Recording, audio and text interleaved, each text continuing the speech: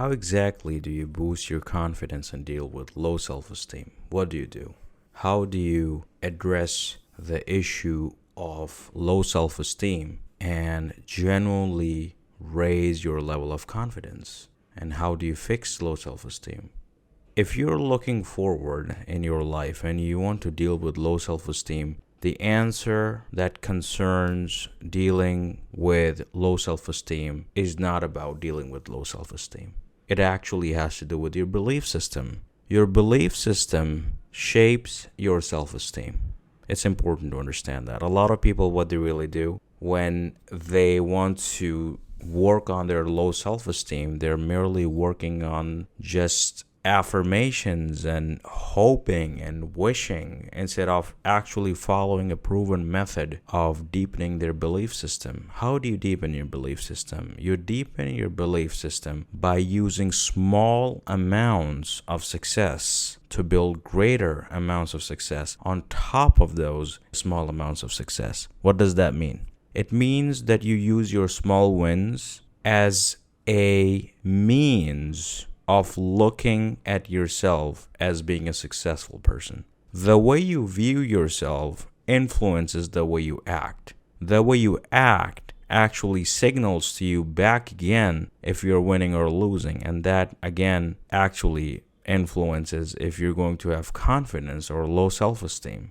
Now, this is not applicable in every situation. Sometimes you have done your best and you failed. That does not mean that you should have low self-esteem. You should still be happy with yourself if you, for example, did your best to close a sale, did your best to swim and actually accomplish your target, whatever the thing is that you're dealing with. As long as you did your best and you failed in business or in running or in workout, you can always try again. But low self-esteem is actually a more complex matter than failing. Low self-esteem has to do with your belief system. It has to do with the integration of that belief system in your actions and the way you view where you are going. What does that mean? It means that progress is something that is always made.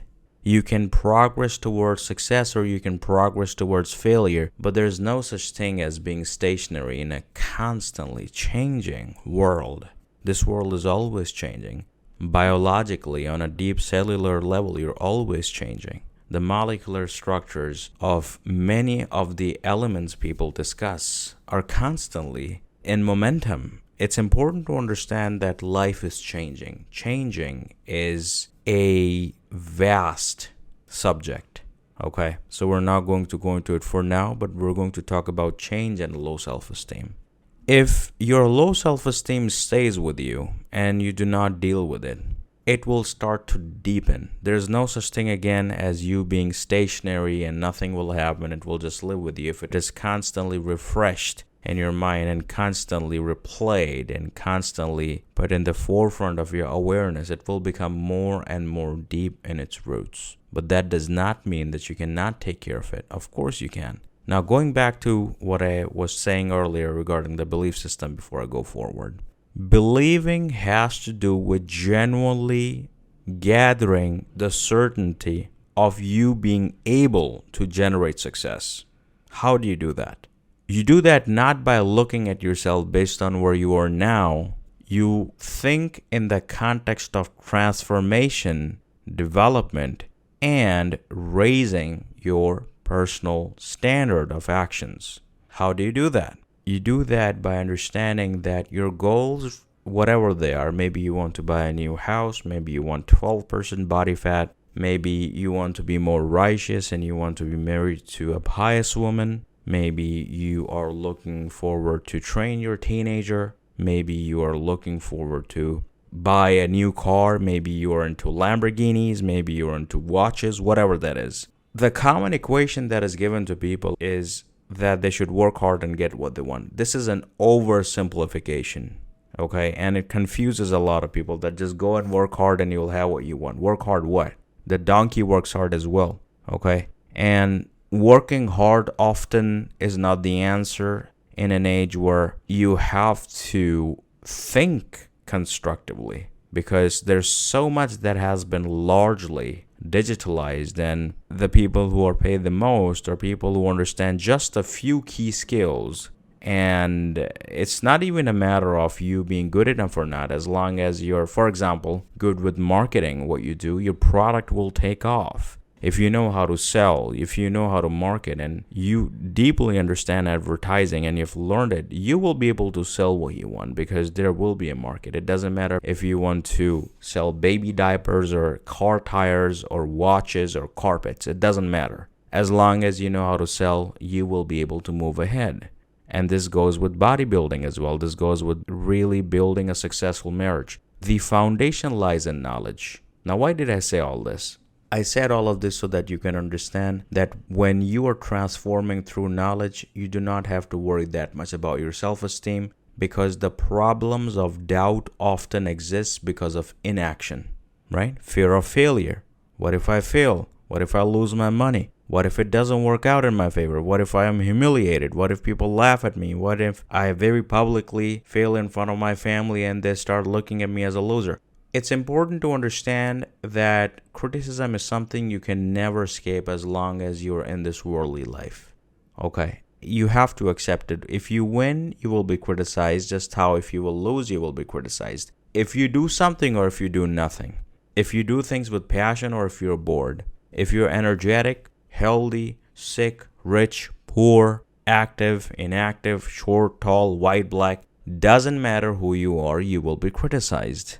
So your self-esteem should not be generated based on the thinking of people and their whims. It should be based upon the truth and factual knowledge that actually supports your growth, your goals, your development, and your focus.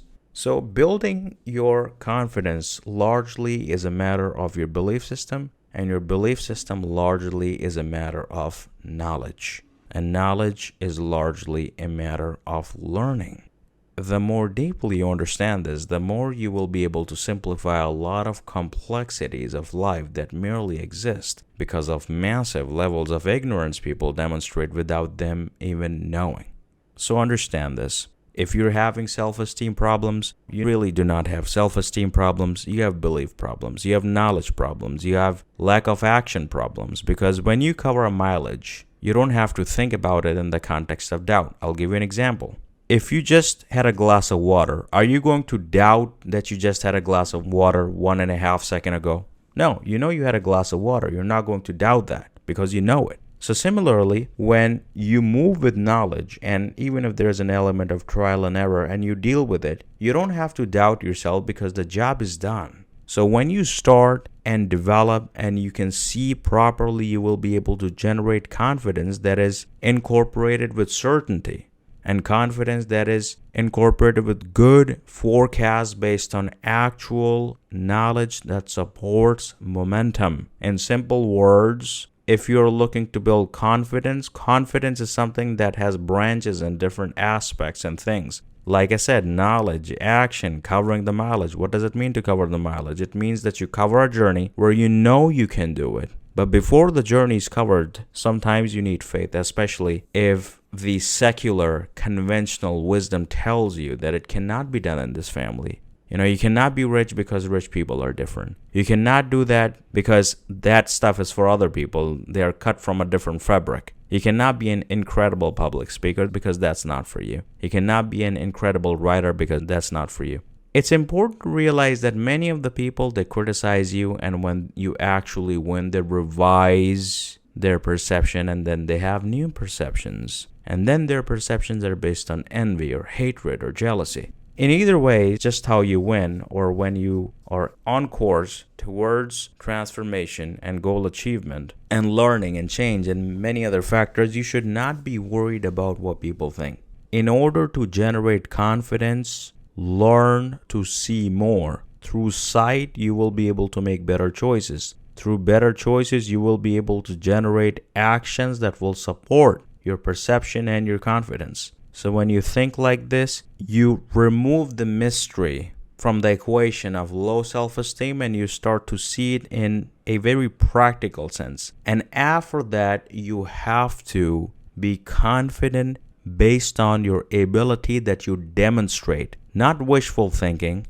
not procrastination, not hoping that one day you will, but by looking at yourself and seeing yourself covering the journey and then being confident because you're already in momentum. You can see changes in real time, even if they're small. Small changes often are the foundation that lead towards massive changes. So if you're just starting out, you should be confident in being a beginner. Okay, do not compare your level 1 with someone's level 200 because that person was on level 1 himself. Be it an expert entrepreneur, be it an incredible orator, be it some writer, be it a salesman, the person starts somewhere. Okay, so if you're looking at yourself from where you're starting and you compare yourself with someone else who has done it for 6, 7, 8, 9 years, do not do that because that will generate some form of discouragement instead of inspiration.